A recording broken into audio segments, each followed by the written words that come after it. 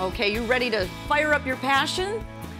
So ready. Okay, we talk to moms all the time through MomsTown.com. Be sure to go to MomsTown.com.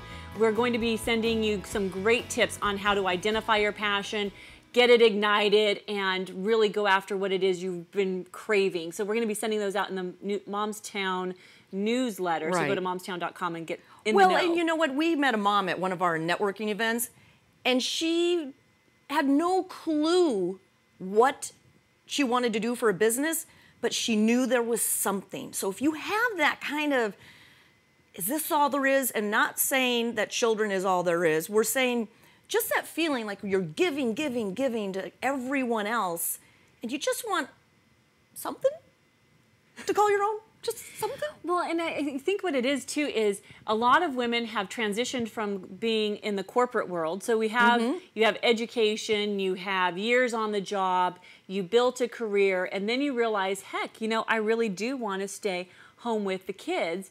And then transitioning that corporate mom and that corporate expertise and experience that you have and building something that is your own, because this is also, I think, when you're in corporate America, what you probably craved is you work so hard that you wish that all the work you did was for your own benefit instead of somebody else. So here's an opportunity when you're staying home. Well, and also, you miss the paycheck. There's something really gratifying about working at something you're passionate about and someone actually giving you a paycheck. Because we work really hard all day with the children and the housework and everything that we're doing to manage the entire family. And then just to have something, even if it's a small paycheck, it just feels, you can call it your own. And small paychecks turn into big paychecks when you work really hard. I know. They do. And so that's what we want to help you achieve also when you're staying home and with the kids and everything. So we're going to look at how to identify your passion. And we have some quick tips on if you're struggling, like, you know, I have a lot of energy, I know there's something more for me, but I just can't put my finger on what it is I'm passionate about. Here's some tips to help you. Right. So look at old photographs of when you were really heavy, so you feel really good about yourself now. After that freshman 15. No. Look at old photographs. No. We're talking about when you were a child. Right. And also think back, I don't know if this is one of the tips you put down there, think back to when you were a child and what you enjoyed. Like I was always into dancing and singing and all those types of things. I had a lot of aspirations in that area.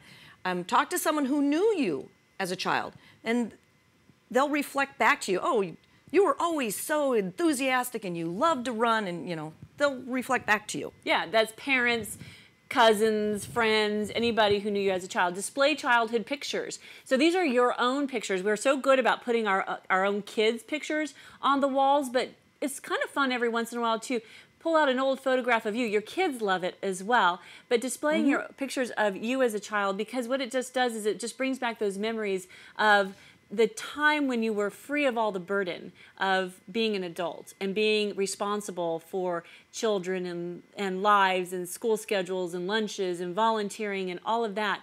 So reflecting back on a time when you were free of all of that, when it was just kind of pure, right, is a really great tip. Well, you know, and my sister couldn't figure out what her passion was, and I said, Pam, you love clothing and you love hair and makeup.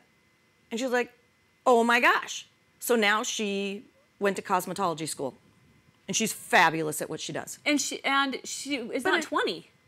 No. She did this at like 40. But the thing is, that's what I'm saying. It's great. Yeah, she went to school for cosmetology, and she had spent her whole adult career in hospitality, in restaurant management.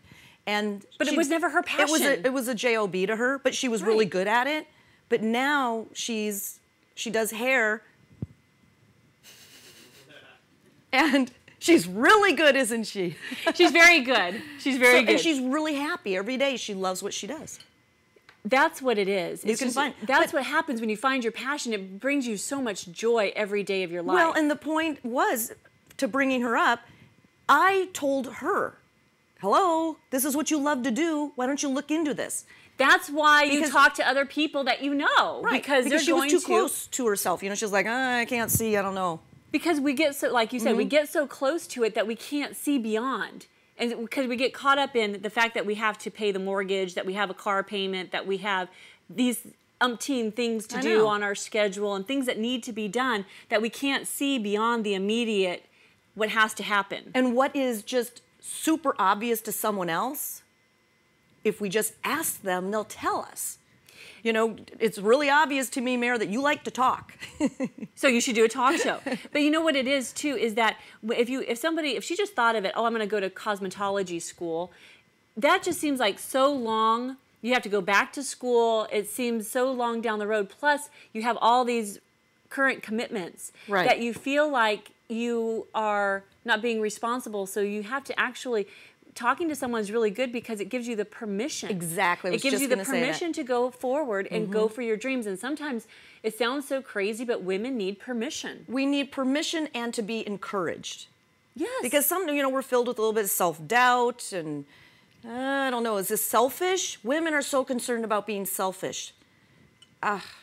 Because we are consumed by guilt too often. And really, going after your passion is one of the most selfless things that you can do, because when you are going after your passion, you are energizing yourself, and that energy comes through to all of the people in your life, to your kids, to your husband. So what a fabulous gift to everyone. And it's not selfish at all, but we just get so caught up in thinking that it's selfish that it's really silly. Right. Well, husbands and children want us to be happy. Absolutely. So we do have a couple more tips that we want to make sure that we get to. So journal the things that you loved as a child. So playing on these photographs and talking to people, journal the things that you loved as a child and write about the people who you admired. Well, even take a look at the people you admired or admire still. Right. What qualities do they possess? Because typically when we like someone, aspects of their personality, it is what we have that might be dormant within us. So you're attracted because it's part of you. Do you know what I mean? Right. If I like funny people, it's because I want to be funnier. And what? You're funny. You could be funnier. Just kidding. Thanks. My celebrity guest host, Heather. The funny sidekick. Yeah, Heather's the humor, I'm the brains. We'll be right back. All right, we'll be right back with more ideas on how we can identify our passion and turn it into profits. There's the key. Yep. You don't want to miss it. We'll be right back.